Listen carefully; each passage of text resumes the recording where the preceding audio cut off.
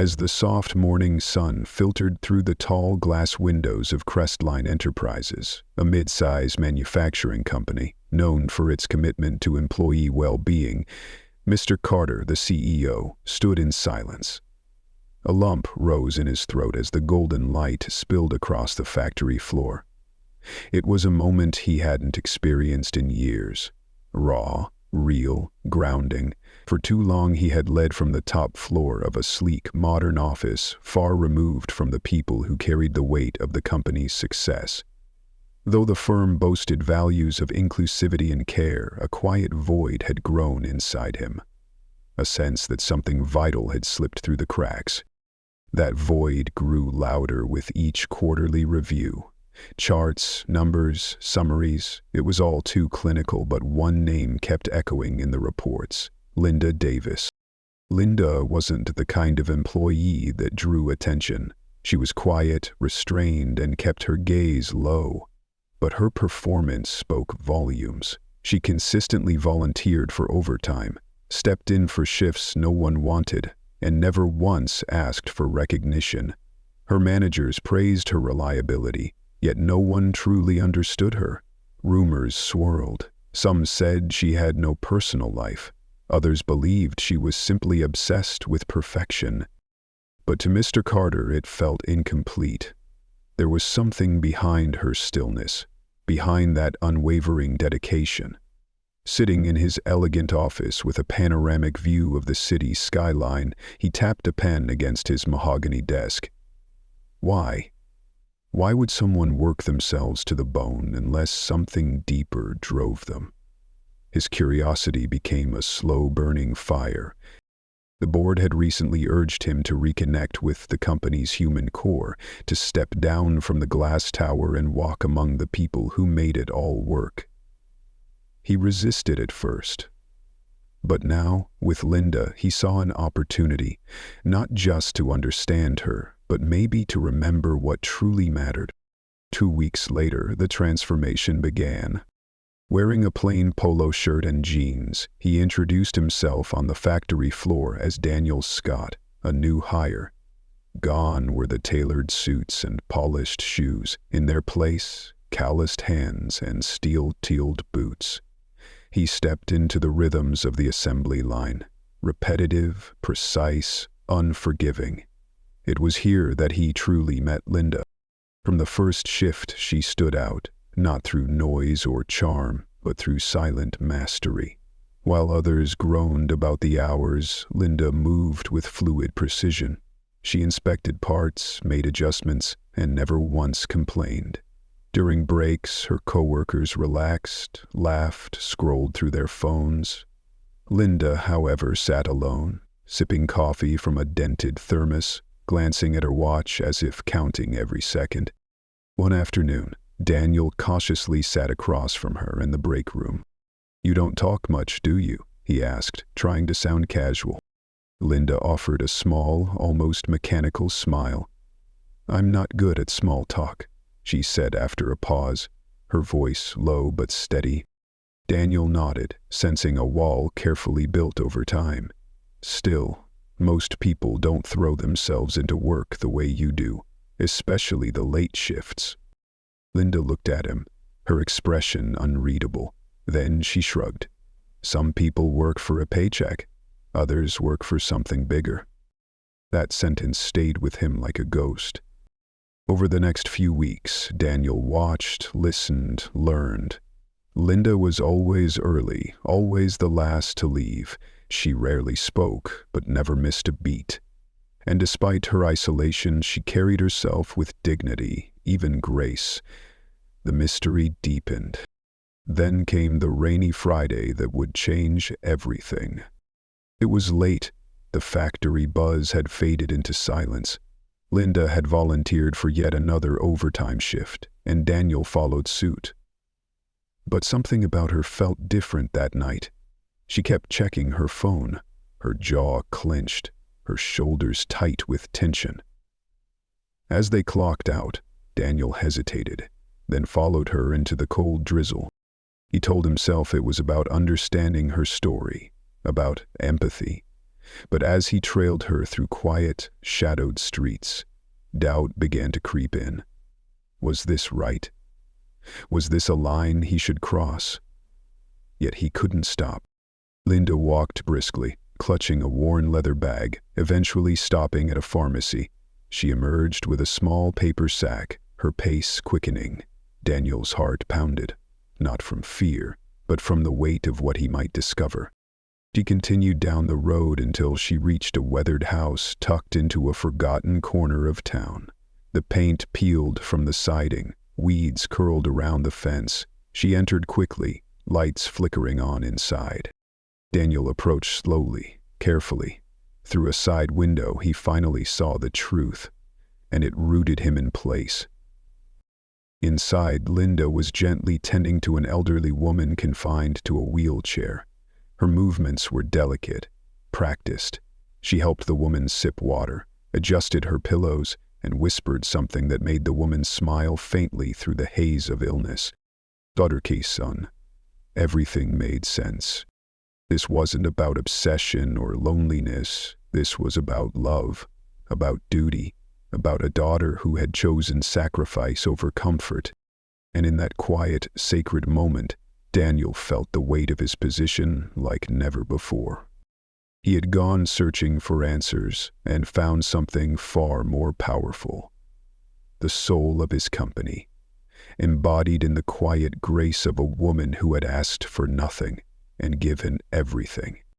Inside the modest home, dimly lit by a single overhead light, Linda moved with a kind of gentleness that came not from practice alone, but from love.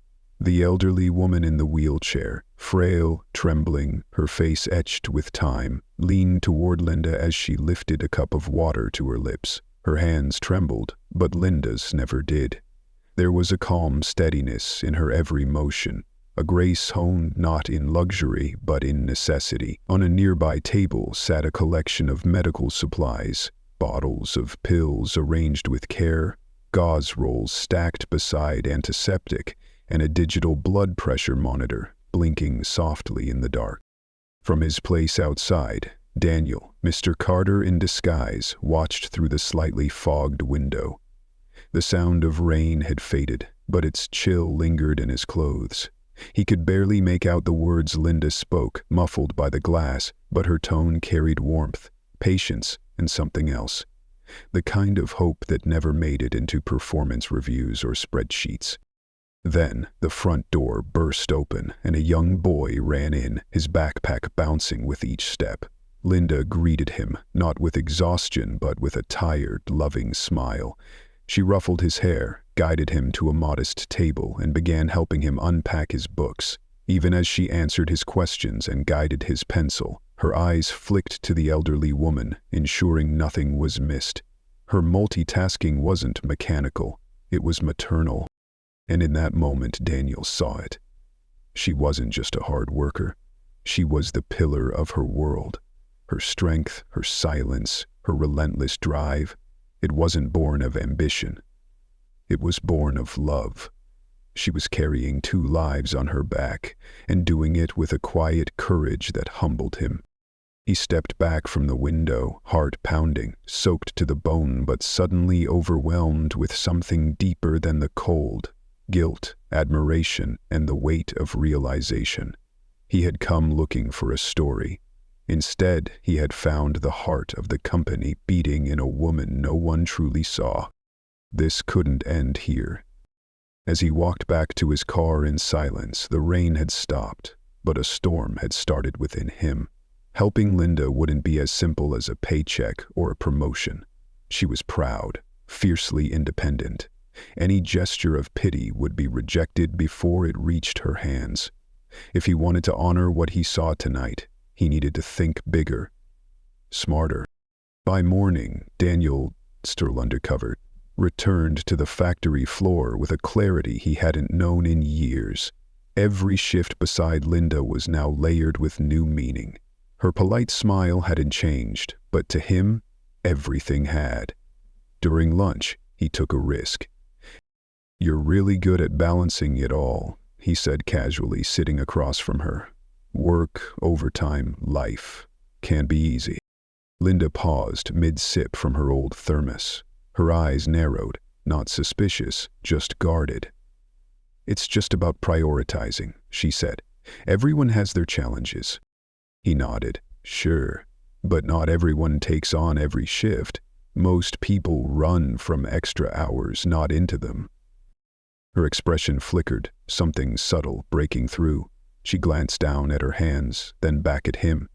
Sometimes, it's easier to stay busy. Keeps your mind from wandering. And just like that, the door closed again. Daniel didn't press. He respected the boundaries.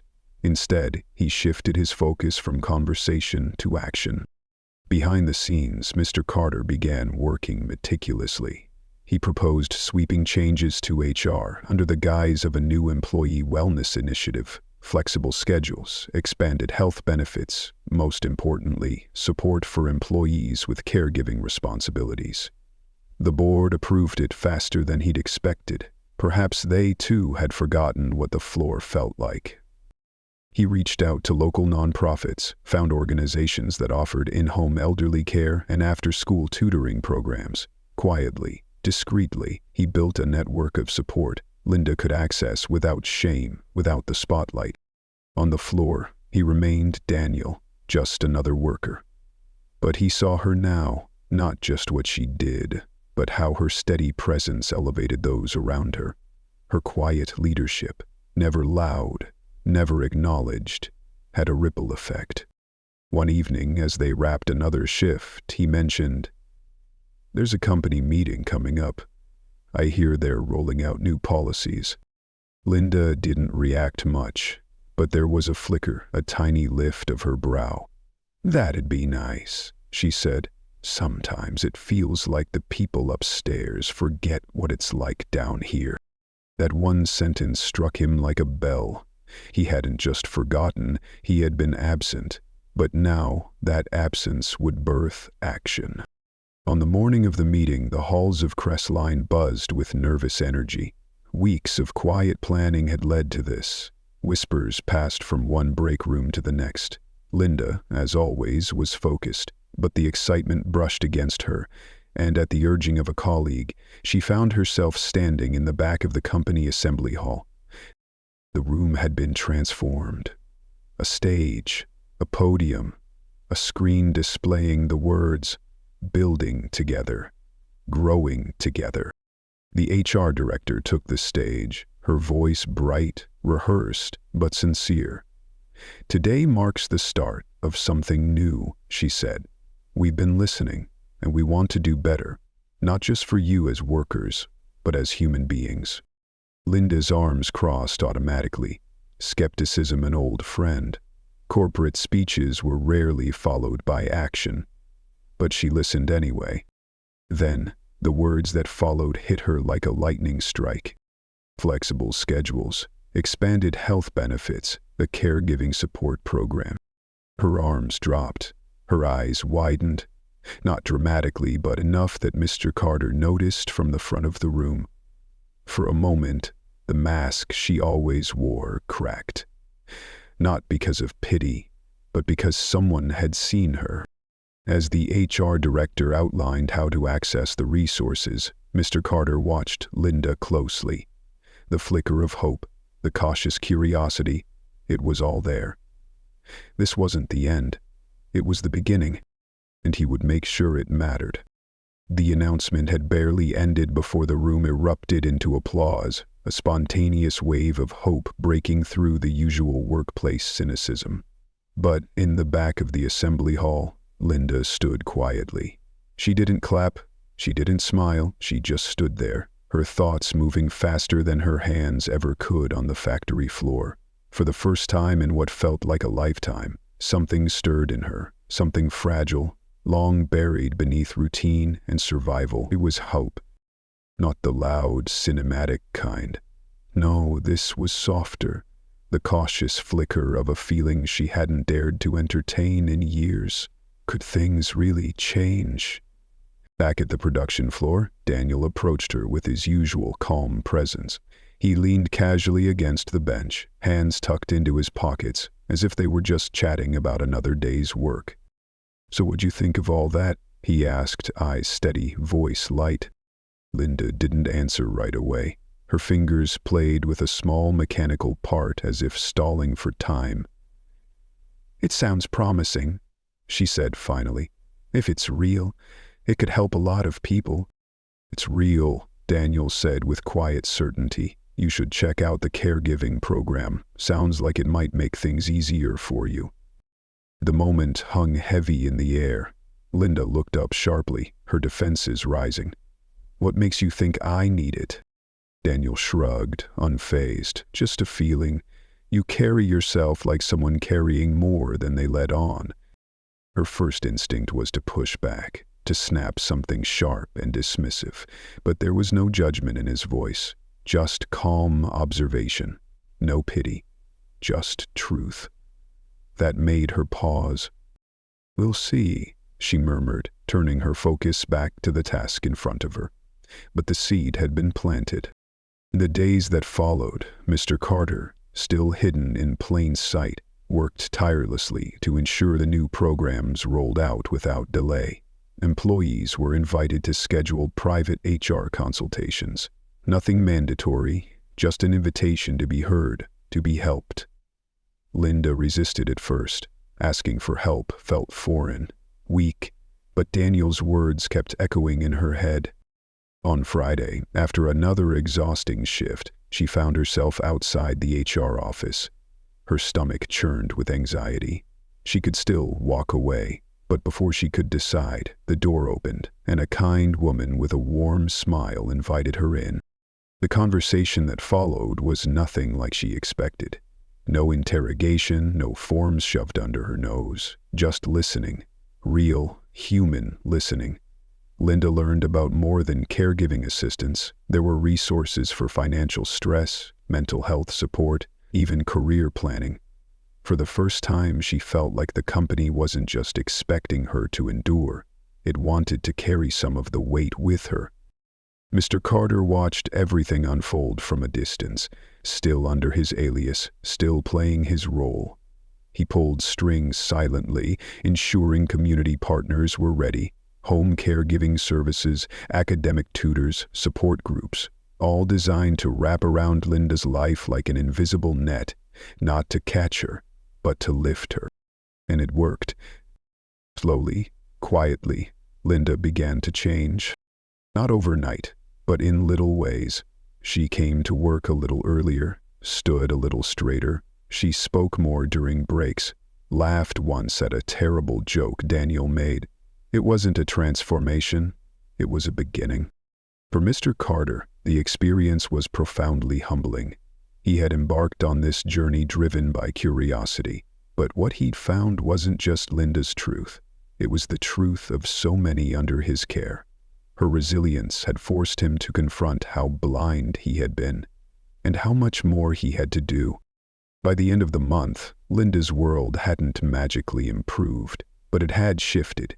Her mother now had reliable professional help. Her little brother Tim had a tutor who not only helped with homework but gave him confidence. At work, the crushing weight on her shoulders eased, just enough for her to breathe. And Mr. Carter, he knew the time to reveal his identity was near. But he couldn't do that until he was certain. Certain that these changes weren't fleeting gestures, but the new foundation of a company reborn with compassion. The weeks following the meeting brought a quiet revolution. Employees talked in hushed, hopeful tones about new policies. Some rushed to sign up. Others, like Linda, hesitated. Life had taught them to be cautious. Promises in her experience were often broken. Still, curiosity has its own gravity. One afternoon, Daniel gently brought it up again as they worked shoulder to shoulder on the line. "You get a chance to look into the caregiving program yet?" he asked, not looking at her directly. "Not really. Why?" Linda replied, guarded. He kept his voice easy. "Just seems like something that could help. From what I hear, it's actually built for folks juggling work and family. Might make your days easier." She didn't respond right away. Her instinct to dismiss clashed with something quieter. Hope. "Maybe," she said at last, "but things like that, they usually come with strings." Daniel nodded thoughtfully. "Maybe, but even if there's just a chance it could help, wouldn't it be worth it?" That night, as Linda packed her bag in silence, she passed the break room bulletin board. The flyer for the caregiving program caught her eye again. This time, she didn't just skim it. She read every word, and what she read didn't feel like corporate fluff. It felt possible. The next morning, she made the call. The meeting with HR felt like stepping into the unknown, but Claire, the same woman from before, welcomed her with warmth. "This program is here for you," she said gently. "Not because you're weak, but because you matter." Linda asked question after question about the application, about eligibility, about what was truly being offered. And when she left that room, it wasn't just with a folder of papers. It was with a sense that she wasn't alone anymore. A week later, her phone rang. A soft-spoken woman introduced herself as part of Crestline's new caregiving partnership. They arranged a home visit. Linda agreed, nerves dancing in her chest. The caregiver who arrived was kind, attentive, and professional. She didn't judge. She helped. She adjusted the furniture, recommended safety upgrades, offered a schedule. In just 2 hours, the house didn't just feel more secure. It felt lighter. Linda began sleeping better, smiling more. She helped Tim with his homework, even made it to one of his school plays.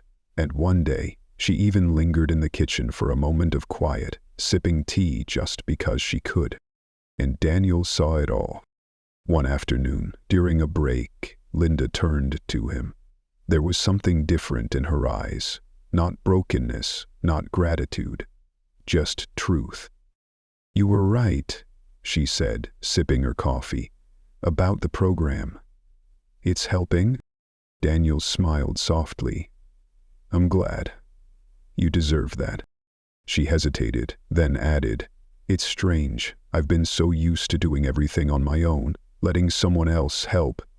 It kind of feels like cheating." Daniel's voice was steady. "You're not cheating. You're breathing, and that's something you've earned 100 times over." The words settled between them, not as comfort, but as truth.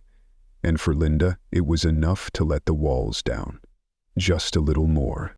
The truth settled over Linda like a quiet explosion, one that didn't shatter windows, but instead cracked something deep within. For the first time, she allowed herself to believe that accepting help didn't mean she was weak or failing. It meant she was human, and perhaps even deserving of care. While Linda carefully adjusted to the evolving reality of her life, small victories like breathing a little easier or catching her brother's smile during dinner, Mr. Carter, still hidden behind his alias, worked ceaselessly behind the curtain. He coordinated with nonprofits, broadened the company's partnerships, and invested more personal time and capital into bolstering the programs he had championed. But the weight of his deception had begun to press down on him like a stone. Each passing day made his secret harder to carry. He had learned so much from Linda, not just about struggle, but about grace under pressure and the invisible strength that so many people like her wore like armor. Yet now, the thought of revealing his true identity filled him with anxiety. Would she see his intentions as noble or manipulative? For now, he kept moving forward, hoping his actions would speak louder than the truth he hadn't yet told. The success of the caregiving initiative wasn't about public recognition or company image. It was about building something real, and the foundation of that change was, undeniably, Linda Davis. By the end of the month, while Linda's life hadn't been transformed by magic, the cracks beneath her feet no longer felt like they might swallow her whole. Her mother received steady, reliable care. Tim was thriving academically, his confidence slowly blooming, and Linda, though still cautious, found herself navigating her days with something unfamiliar: peace. One evening, she sat quietly in her living room, leafing through the pamphlets and materials from the caregiving program. They were just paper and ink, but to her they represented something far more profound. A life not just endured, but slowly reimagined. Across town, Mr. Carter sat in his executive office, staring at reports filled with metrics, data, and survey results, yet his mind kept returning to Linda's story. Her life had become the symbol of a movement he desperately hoped would outlive the moment. The next company-wide meeting was approaching, and he knew the time had come. The reveal. A month had passed since the initial policy rollout, and the atmosphere at Crestline Enterprises had shifted. Where there had once been quiet resignation, now there was motion. Conversations in hallways, eyes brighter with possibility. Employees were adjusting to the new benefits, some with eagerness, others with caution. And yet, the change was real. When the second meeting was announced, Linda didn't think much of it. She assumed it would be a generic update or another motivational speech, but as she entered the now familiar assembly hall, something felt different. Every chair was filled. The air buzzed with tension, like static before a storm. Then the stage lights brightened, and the HR director stepped forward, confident, smiling. "Today," she began, "isn't just about policies or programs. Today is about honoring the people behind them, the ones who reminded us what leadership truly looks like." Linda's mind drifted until a name jolted her back. "I'd like to introduce someone who's played an extraordinary role in shaping the changes we've implemented. Please welcome our CEO, Mr. Robert Carter." Linda's breath caught in her throat. No, that couldn't be right. She turned toward the stage and froze. That somehow her quiet co-worker with the kind smile was walking to the podium. But he wasn't Daniel, he was Robert Carter, the CEO, the man who had stood beside her on the assembly line, who had asked about her day, who had told her it was okay to breathe, had been the one in charge the entire time. A storm surged inside her. Shock, betrayal, confusion. Her chest tightened as she gripped the edge of her chair. Mr. Carter took the microphone, his tone calm but sincere. "For the past several months, I've worked beside you under the name Daniel Scott. I went undercover because I realized how far I had drifted from the heart of this company, its people. I needed to understand your lives, your challenges, your strength." Gasps rippled across the crowd. Linda barely heard them. Her pulse thundered in her ears. Then came the words that shook her to the core. "Calm's story in particular changed me. Linda Davis, would you please stand?" 1,000 eyes turned her way. Her limbs felt heavy, her face flushed. Slowly, reluctantly, she stood. Mr. Carter's voice didn't waver. "Linda's commitment to her family and her work inspired the changes we made. Her strength, quiet, constant, unwavering, is a reminder that heroism often comes without applause. Linda, thank you for teaching me what empathy means." The applause roared, but Linda didn't hear it. All she could feel was the invasion. Her private struggles, shared in vulnerability, were now public praise. It didn't feel like recognition. It felt like exposure. As the meeting ended, Linda slipped out of the hall, her steps hurried. She found a quiet corner in the break room, her chest tight, her thoughts spiraling. Then, a voice she knew well, now wearing a different name, called out gently, "Wait." She turned slowly. Mr. Carter stood in the doorway, his face unreadable. "Can we talk?" Her arms crossed instinctively. "I don't think there's anything you can say that makes this okay." He stepped forward, his tone low. "I get that. I truly do. I didn't plan on deceiving anyone, especially not you. But everything I did, every change we made, it all came from what you showed me." She clenched her jaw. "You used me. My life. You turned it into some leadership lesson." "I never meant to," he said quickly. "What I saw in you, your resilience, your grace under pressure, it opened my eyes. You showed me the cracks in this company, and I knew we had to change." Her voice shook. "You don't know what it's like to wake up every day wondering if one bad week will destroy everything." He nodded. "You're right. I don't. But I'm trying to be the kind of leader who listens to those who do, and I swear to you, this isn't about me anymore. It's about making sure no one else feels the way you did." Something in his eyes held her, a sincerity that was hard to ignore. Still, she looked away. I need time," she whispered. "Take all the time you need," he said gently. "But know this, my door is always open." When he left, Linda collapsed into a chair, still numb. She didn't know how to feel. Not yet. But one truth had rooted itself inside her. Life at Crestline had changed. And maybe, just maybe, so had her understanding of what it meant to trust. In the days that followed, Linda remained quiet. Her colleagues buzzed with curiosity and gossip, but she stayed away from it. She didn't have room for noise. She needed space, to feel, to sort, to heal. And as she walked the floor, side by side with coworkers who looked at her with new respect, a strange, quiet thought began to settle in. Maybe being seen wasn't the same as being used.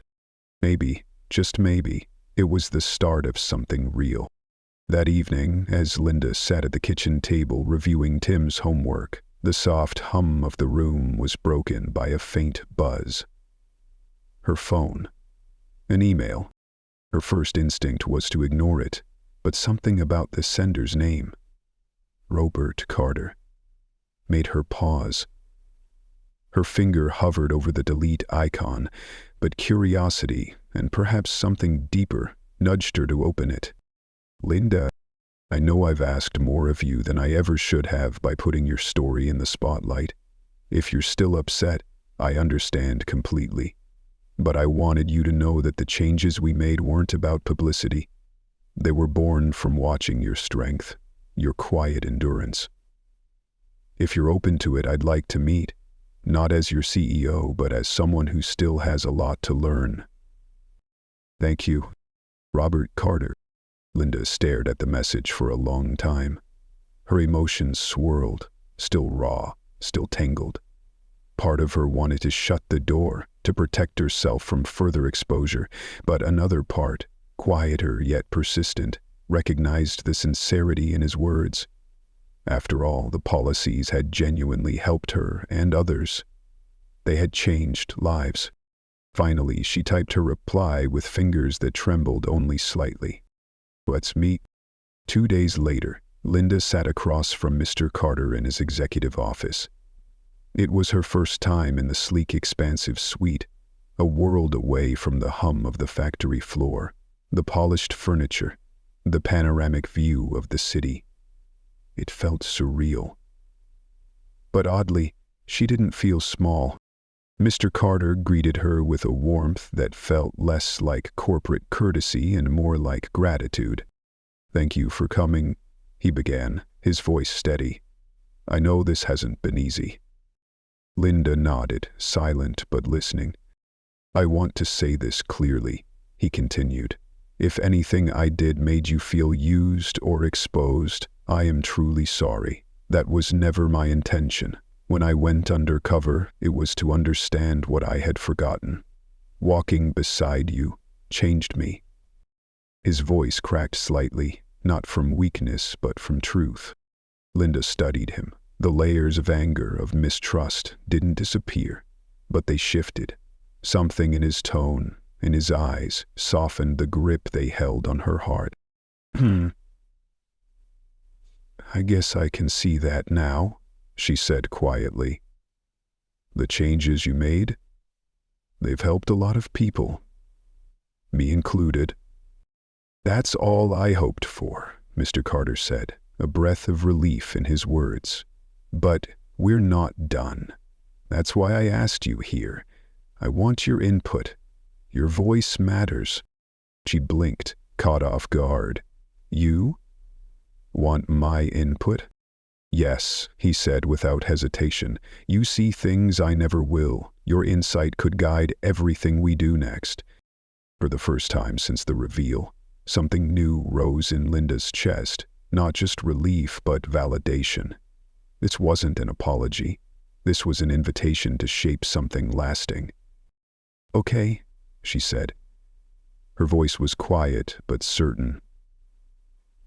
I'll help. What followed over the next several months was something Linda had never expected. Purpose. She worked closely with Monsieur Carter and the HR team to refine and expand the new initiatives. Her lived experience became a beacon, guiding decisions from the inside out. Under her influence, Crestline introduced mentorship programs, expanded mental health support, and deeper resources for caregivers. Linda's quiet leadership became a catalyst for cultural change. She was no longer just a worker in the shadows. She had become a voice for those like her, too often unseen. But the journey wasn't just about helping others. It became about healing herself. She began to understand that strength wasn't measured by silence or self-denial. It was in the courage to accept help, to tell your story, and to let others in. The parts of herself she once saw as burdens, her vulnerability, her past, her exhaustion, became the very tools she used to lead with empathy. As for Mr. Carter, he never returned to the version of himself who ruled from the top floor. He stayed grounded, regularly visiting the production floor, sitting in on team lunches, listening without a script.